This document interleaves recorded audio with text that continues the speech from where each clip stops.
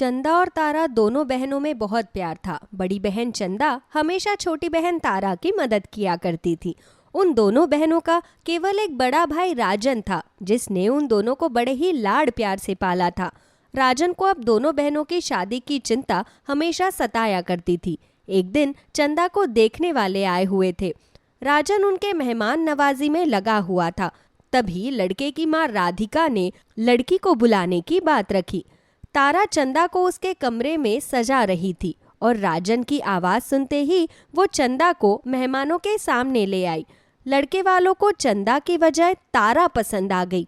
देखिए राजन भाई साहब, हमें चंदा पसंद है, लेकिन उससे ज्यादा आपकी छोटी बहन तारा मुझे ज्यादा पसंद आई। इसलिए मैं अपने बेटे का रिश्ता चंदा से ना करते हुए तारा से करना चाहती हूँ। लेकिन तारा तो चंदा से छोटी है, भला उसकी शादी चंदा से पहले कैसे हो सकती है? तारा की शादी में तो अभी काफी वक्त है।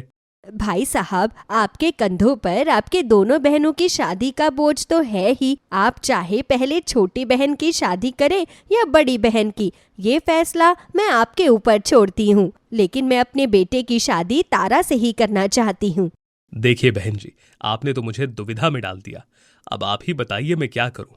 मेरे पास इसका एक उपाय है कि आप जल्द से जल्द चंदा के लिए भी एक अच्छा लड़का ढूंढ लीजिए, ताकि आप एक ही मंडप में अपने दोनों बहनों को विदा कर पाए, जिससे आपका ज्यादा खर्चा भी नहीं होगा और आपकी दोनों बहनों की डोली भी उठ जाएगी। ठीक है बहन जी, आप मुझे थोड़े दिन का समय दीजिए। हमारे तरफ से ये रिश्ता पक्का समझिए राजन जी। अच्छा, तो अब हम चलते हैं। राधिका इतना कहकर अपने बेटे के साथ वापस घर चली जाती है। इधर राजन को दिन रात सिर्फ एक ही चिंता सताने लगी कि अब चंदा के लिए जल्द से जल्द एक अच्छा लड़का ढूंढना पड़ेगा। कुछ दिनों बाद राजन को चंदा के लिए एक अच्छे घराने का लड़का मिल भी जाता है, जिससे वो चंदा का रिश्ता तय कर देता है।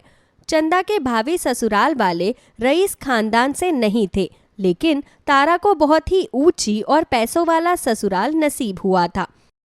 अब धीरे धीरे शादी का दिन भी नजदीक आने लगता है और जब चंदा ये देखती है कि तारा के ससुराल वाले उसके लिए महंगे महंगे गहने, कपड़े और खाने पीने की चीजें भेजा करते हैं, तो वो अंदर ही अंदर उससे जलने लगती है। आखिर मुझ में ऐसी क्या कमी थी कि राधिका जी ने मुझे नापसंद करके मेरी छोटी बहन तारा को पसंद किया? मेरे साथ ऐसा करके उन्होंने बिल्कुल अच्छा नहीं किया।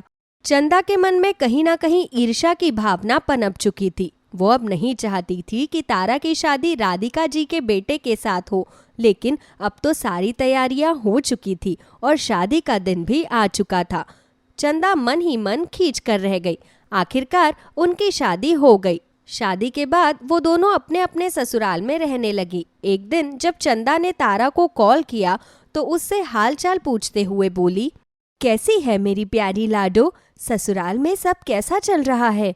दीदी, मैं तो ससुराल में बहुत खुश हूँ। मेरे पति मुझे बहुत प्यार करते हैं। मेरी तो किस्मत ही चमक गई। सुबह से शाम तक बढ़िया बढ़िया पकवान खाने के लिए मिलते हैं। सुंदर सुंदर कपड़े और गहने पहनने के लिए पड़े रहते हैं। मैं तो कुछ ही दिनों में इस सुख चैन से उब गई। आप बताइए दीदी, आपका क्या चल रहा है?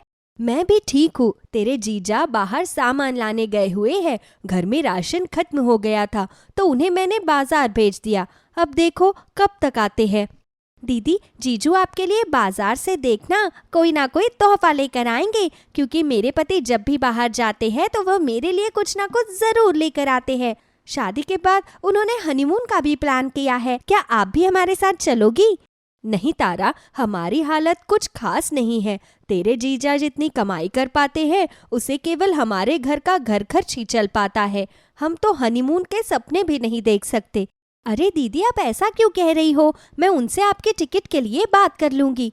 नहीं नहीं तारा, ऐसा बिल्कुल भी मत करना। हनीमून पर भला कोई बहन और बहनोई को लेकर जाता है क्या? ठीक है दीदी, अगर आपकी यही इच्छा है तो कोई बात नहीं। अच्छा दीदी, अब मैं फोन रखती हूँ। मेरी सासू माँ के कीर्तन का समय हो गया है। इतना कहकर तारा फोन रख देती है। चंदा तारा की अमीरी देखकर बहुत चिढ़ जाती है। वो मन ही मन खुद से कहने लगी, भगवान ने न जाने मेरी किस्मत कौन सी कलम से लिखी है। मेरी छोटी बहन को तो इतना रईस ससुराल दे दिया, लेकिन मेरी किस्मत में ये टूटी हुई झोपड़ी ही लिखी। यहाँ मेरे घर में खाने को राशन नहीं है और उधर मेरी छोटी बहन तरह तरह के पकवान खाकर थक चुकी है। चंदा मन ही मन इतना बड़बड़ा रही थी कि वहाँ उसका पति राजेश आ जाता है। राजेश उसे गुस्से में देखकर बोला, अरे क्या हुआ चंदा, तुम इतनी गुस्से में क्यों हो? आप तो मुझसे बात ही मत करो। न जाने किस मनहूस घड़ी में आपसे मेरी शादी हो गई और मैं इस जंगल में फंस गई। अरे तुम इतना बुरा भला क्यों कह रही हो? आखिर मुझसे क्या गलती हुई? मेरी बहन को देखो, उसे कितना अच्छा ससुराल मिला है। उसके घर में नौकर चाकर है, अच्छी खासी अमीरों की जिंदगी जी रही है। उसका पति उसे हनीमून ले जाने की बात कर रहा है और यहाँ मेरे पति को मजदूरी करने से फुर्सत नहीं। चंदा उनकी बात अलग है, लेकिन मैं तुम्हें 2 वक्त की रोटी के अलावा कुछ नहीं दे सकता। मेरे पास इतना पैसा नहीं कि मैं तुम्हें हनीमून पर ले जाऊं। जब तुम्हारी औकात नहीं थी तो मुझसे शादी ही क्यों की? अगर ये शादी ही नहीं हुई होती तो कम से कम मैं भिखमंगो जैसी जिंदगी तो नहीं जी रही होती। चंदा तुम शांत हो जाओ और बताओ मुझे कि तुम्हें क्या चाहिए। मैं तुम्हारे लिए मेहनत मजदूरी करके वो सभी चीजें लेकर आऊंगा जो तुम्हें पसंद हो। आप तो रहने ही दीजिए। आप कितना भी मेहनत मजदूरी कर ले, लेकिन उनकी तरह अमीर तो नहीं हो सकते ना। राजेश को चंदा की बातों का बहुत बुरा लगता है। थोड़े दिनों बाद दोनों बहनें मायके में कुछ दिनों के लिए रहने आती है। तारा अपने पति के साथ एक बहुत बड़ी कार से आई हुई थी और अपने साथ वो बहुत सारा सामान लाई, लेकिन चंदा के पास केवल एक ही बैग था जिसमें उसके और उसके पति के कपड़े ही थे। जैसे जैसे समय बीतने लगा, चंदा के मन में तारा के प्रति ईर्ष्या भावना और ज्यादा बढ़ने लगी। अब चंदा के ऊपर भूत सवार हो गया था। मैं अब और बर्दाश्त नहीं कर सकती। इस तारा को तो सबक सिखाना ही पड़ेगा। मैं इसके पति को जहर देकर मार दूंगी। इसकी सारी खुशियों को मेरी नजर लग जाएगी। जो राज की जिंदगी ये जी रही है उस पर मेरा अधिकार होता, मैं इसकी खुशियों को तबाह कर दूंगी। अब चंदा शाम का खाना बनाने लगी और उसने तारा और उसके पति को खाने में जहर मिलाकर भोजन परोसा। सबने बड़े चाव से खाना खा लिया और अपने अपने कमरों में जाकर सो गए। आधी रात में तारा और तारा के पति का पेट दुखने लगा, जिसकी वजह से वो दोनों करहाते हुए राजन को पुकारने लगे। राजन जल्दी से उनके पास आया और उनकी बुरी हालत देखकर उन्हें गांव के एक छोटे से अस्पताल में भर्ती कराया। डॉक्टर के चेकअप कराने के बाद राजन और राधिका को ये पता चला कि किसी ने उनके खाने में जहर देकर उन्हें मारने की कोशिश की है। जब ये बात चंदा को पता लगी तो वो बहुत ही घबरा गई। कुछ दिनों बाद जब सब कुछ ठीक हो गया, तब राजन को अपने ही घर में एक जहर की शीशी मिलती है। वो उसे देखकर चौंक गया और सोचने लगा, आखिर ये शीशी मेरे घर में कहां से आई? इसका मतलब तारा और दामाद जी को किसी घरवाले ने ही जहर दिया है। खाना तो सभी ने खाया था, लेकिन उसका असर केवल तारा और दामाद जी के ऊपर ही क्यों हुआ? मुझ पर या चंदा पर या उसके पति पर क्यों नहीं? राजन को राजेश पर शक होने लगा और वो राजेश से जाकर गुस्से में पूछता है, आखिर तुमने अपनी औकात दिखा ही दी। मेरी छोटी बहन का परिवार तहस नहस करने के लिए तुम इतना गिर जाओगे मुझे अंदाजा भी नहीं था। क्या हुआ भैया? मैंने तो कुछ भी नहीं किया, आप मुझ पर इतना गुस्सा क्यों हो रहे हैं? राजन ने राजेश को वो शीशी दिखाई, लेकिन राजेश ने उसे पहचानने से साफ इनकार कर दिया। लेकिन जब उस जहर की डिब्बी को चंदा ने देखा तो वो सन्न रह गई। डर के मारे वो कांपने लगी और पसीने से तरबतर हो गई। राजन को समझ आ चुका था कि ये करतूत किसकी थी। उसने जोर से चंदा को एक तमाचा दिया और चिल्लाते हुए वो जमीन पर गिर गई। उसकी चीख को सुनकर घर में सभी लोग इकट्ठा हो गए और चंदा अपने पछतावे को सबके सामने बताती है। भैया मुझे माफ कर दो, मुझसे बहुत बड़ी गलती हो गई। मैं तारा और उसके पति से बहुत जलने लगी थी क्योंकि आपने मेरी शादी एक गरीब खानदान में कर दी, लेकिन मेरी छोटी बहन होते हुए भी वो मुझसे ज्यादा सुख भोग रही थी। मुझसे ये सब देखा ना गया और मैंने इन दोनों को मारने का सोचा, मगर मुझे पता नहीं था कि ये दोनों बच जाएंगे। मुझे माफ कर दो भैया, मैं आइंदा ऐसी गलती कभी नहीं करूंगी। निकल जा तू मेरे घर से। तारा तेरी छोटी बहन है, तेरी दुश्मन नहीं, जिसके साथ तूने इस तरह का सलूक किया। तूने अपनी किस्मत खुद खराब की है। तुझे तो उसकी खुशी में अपनी खुशी देखनी चाहिए थी, लेकिन तू खुद ही उससे जलकर इस तरह का प्रपंच कर रही है। तुझे तो नर्क में भी जगह नहीं मिलेगी। इतना कहकर राजन ने चंदा को अपने घर से निकाल दिया। चंदा को जिंदगी भर अपनी एक भूल का पछतावा रहता है। तारा ने चंदा को माफ कर दिया था, लेकिन राजन ने उसे फिर कभी अपनी बहन नहीं माना। मदन एक गरीब आदमी था। काफी समय से उसकी तबीयत बहुत खराब चल रही थी, इसलिए वो जल्द से जल्द अपने बेटे की शादी कराना चाहता था। बेटा, मेरा अब कुछ भरोसा नहीं कि मैं कितने दिनों का मेहमान हूँ। मैं चाहता हूँ कि मेरे जाने से पहले तेरी शादी देख लूँ। विद्या तो अभी छोटी है, इसीलिए उसकी शादी तो मैं अभी करवा नहीं सकता, लेकिन तेरी तो अब शादी की उम्र भी हो गई है। बेटा, मेरी बात मान, तू कोई अच्छी सी लड़की देखकर शादी कर ले। पिताजी, मैंने आज तक कभी आपकी किसी भी आज्ञा को नहीं टाला और ना ही मैं आपकी कभी किसी बात को टालना चाहता हूँ, लेकिन जितने पैसे मैं दिन रात मेहनत करके कमा पाता हूँ उतने पैसों में तो ठीक से घर का खर्चा चल जाए, वही बहुत बड़ी बात है।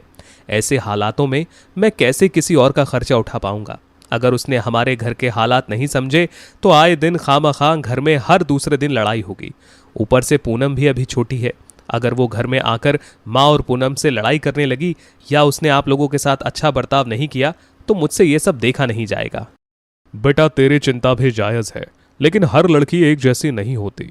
कुछ लड़कियां घर को स्वर्ग भी बना देती हैं। वैसे मेरी नज़र में तेरे लिए एक बहुत अच्छी लड़की है। मेरे दोस्त घनश्याम की बेटी प्रियंका बहुत ही गुणवती है। तू एक बार उससे मिल ले। अगर तुम दोनों के विचार आपस में मिले तो तुम दोनों शादी कर लेना, वरना बाकी जैसा तुम्हारा मन करे। ठीक है पिताजी, अगर आप कहते हैं तो मैं एक बार उससे मिल लूंगा, लेकिन अगर वो मुझे पसंद नहीं आई तो आप मेरे साथ ज़बरदस्ती मत करना, क्योंकि मुझे खुद से ज़्यादा मेरे परिवार की चिंता है। मैं किसी ऐसी लड़की से शादी नहीं करना चाहता जो कल को मेरे घर आकर मेरे परिवार के टुकड़े कर दे। नहीं बेटा, वो ऐसी लड़की नहीं है, लेकिन तू एक बार उससे मिल ले। मैं कल ही तुझे घनश्याम के घर ले चलता हूँ। मदन अगले दिन अपने बेटे सुनील को अपने दोस्त घनश्याम के घर ले जाता है। अरे कैसे हैं मदन भाई साहब, बड़े दिनों बाद आना हुआ। मैं इतने समय से आपको याद कर रहा था, लेकिन आप हैं कि मेरे घर आते ही नहीं। अच्छा हुआ कि आज आप यहाँ पर चले आए। आप सब बैठिए, मैं अभी आपके लिए चाय नाश्ता लेकर आती हूँ। हमारी प्रियंका के होते हुए तुम्हें चाय नाश्ता लेकर आने की क्या जरूरत है भाग्यवान। वो देखो, हमारे कहने से पहले ही प्रियंका ने सभी के लिए चाय नाश्ता बनाकर तैयार कर दिया। प्रियंका सभी को चाय नाश्ता दे देती है। सुनील जैसे ही प्रियंका को देखता है तो वो उसे देखता ही रह जाता है, क्योंकि प्रियंका भले ही सीधी साधी लड़की थी, लेकिन वो बहुत ही सुंदर थी। उसकी खूबसूरती और उसके संस्कारों को देखकर सुनील मन ही मन उसे पसंद करने लगा। अरे प्रियंका बेटा, तुम चाय में चीनी डालना भूल गई हो क्या? नहीं तो पापा, चाय में तो चीनी है। मेरी चाय तो एकदम मीठी है। नहीं मदन काका, मुझे पता है आपको शुगर है ना, इसलिए मैंने आपकी चाय में चीनी नहीं डाली। अरे वाह वाह बेटा, ये तुमने बहुत अच्छा नियम किया है। मैं जो पिछली बार आया था तो उस बात को 3 साल बीत गए, लेकिन प्रियंका बेटी को आज तक याद है कि मुझे शुगर है, इसीलिए मेरे लिए पहले ही फीकी चाय बना कर लाई है। हमारी प्रियंका तो ऐसे ही है भाई साहब, इसे खुद से ज्यादा दूसरों की सेहत की चिंता रहती है। लेकिन हाँ, जितनी सेवा मेरी प्रियंका ने हमारी की है उतनी तो हमारी कोई दूसरी औलाद होती वो भी नहीं करती। सच में भगवान ने मुझे ऐसी बेटी देकर मेरा भाग्य खोल दिया। बहन जी, मैं चाहता हूँ कि अब हमारे भी भाग्य खुल जाए। मतलब? मैं कुछ समझी नहीं भाई साहब। घनश्याम भाई साहब, निर्मला भाभी, आप तो जानते ही हैं, अब दोनों बच्चों की शादी की उम्र हो चली है, इसीलिए मैं अब इस दोस्ती को रिश्तेदारी में बदलना चाहता हूँ। हमें आपकी बेटी बहुत पसंद है। मैं आपकी बेटी को अपने घर की बहू बनाना चाहता हूँ। मेरे सुनील के साथ आपकी बेटी की जोड़ी बहुत अच्छी रहेगी। सच पूछे तो आपने मेरे मन की बात छीन ली मदन भाई साहब। मैं तो कब से आपसे ये बात करना चाहता था, लेकिन कभी मौका ही नहीं मिला। अच्छा हुआ कि आज आपने ये बात कह दी। प्रियंका बेटा, अगर तुम्हें ये रिश्ता मंजूर है तो हमें जरूर बताना। इतना कहते ही प्रियंका शर्मा के वहां से चली जाती है। कुछ दिन बाद शादी का मुहूर्त तय करके उनके घर वाले उनकी शादी करवा देते हैं। शादी के बाद प्रियंका अपने ससुराल आती है तो उसके ससुराल वाले बड़े ही प्यार से घर में उसका स्वागत करते हैं। आप बहुत ही सुंदर लग रही हो भाभी, मैं आपको काला टीका लगा देती हूँ ताकि आपको किसी की नजर न लगे। पूनम अपने काजल से प्रियंका को काला टीका लगा देती है। प्रियंका घर में प्रवेश करते ही सबसे पहले अपने सास ससुर के पैर छूती है। जीती रहो बेटा, सदा सुखी रहो, सदा सुहागन रहो। सब लोग बड़े ही प्यार से प्रियंका के साथ सुनील के पास दूध लेने जाती है, जहां सुनील गाय का दूध निकाल रहा था। अरे आज तुम दूध लेने आई हो। वैसे ये बंसी भैया गांव के बाहर गए हैं, तो उनके घर के हिस्से का दूध भी आज बच गया है। पूरे 4 किलो दूध फालतू बच गया, और इतनी गर्मी में अगर ये दूध इस्तेमाल नहीं किया गया तो खराब हो जाएगा। घर में फ्रिज भी नहीं है कि बचे हुए दूध को फ्रिज में रखते। तुम देख लेना, अगर तुम्हें दूध से कुछ बनाना हो तो बना लेना। जी हाँ, आज मुझे दूध से खीर बनानी है। आप दूध दे दीजिए, जितना भी दूध बचेगा उसका भी मैं कुछ ना कुछ बनाने में इस्तेमाल कर ही लूंगी। अरे रुको, मैं भी तुम्हारे साथ चलता हूँ। ये दूध की डोली तुम मुझे दे दो। सुनील दूध लेकर प्रियंका के साथ घर आ जाता है। प्रियंका सबके लिए खाना बनाने की तैयारी करने लगती है।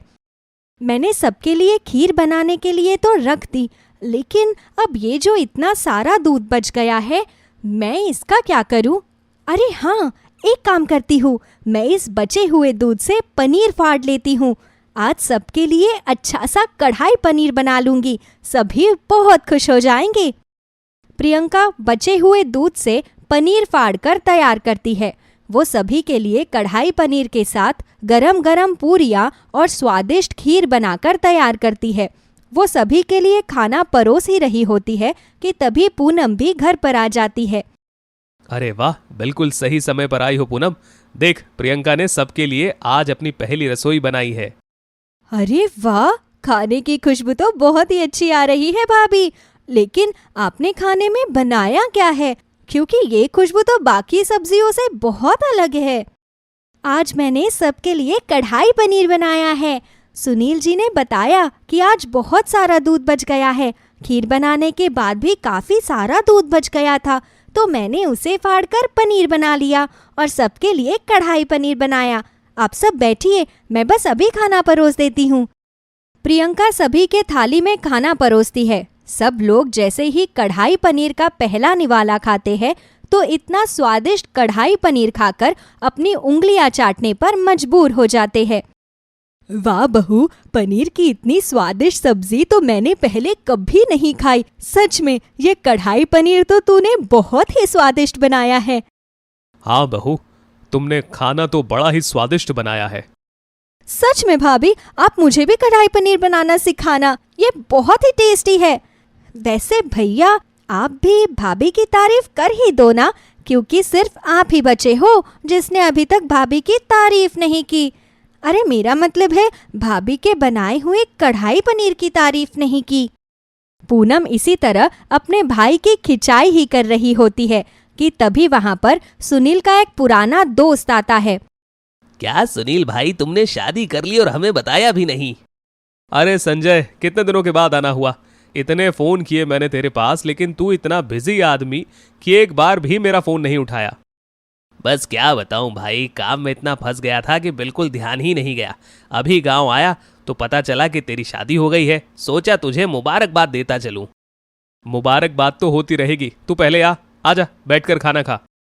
सुनील के कहने पर संजय खाना खाने के लिए बैठता है, तो प्रियंका के हाथ का कढ़ाई पनीर खाकर वो भी अपनी उंगलियां चाटता रह जाता है। भाई, ये कढ़ाई पनीर तूने किसी रेस्टोरेंट से मंगवाया है क्या? क्या स्वाद है इसका, खाते ही मजा आ गया।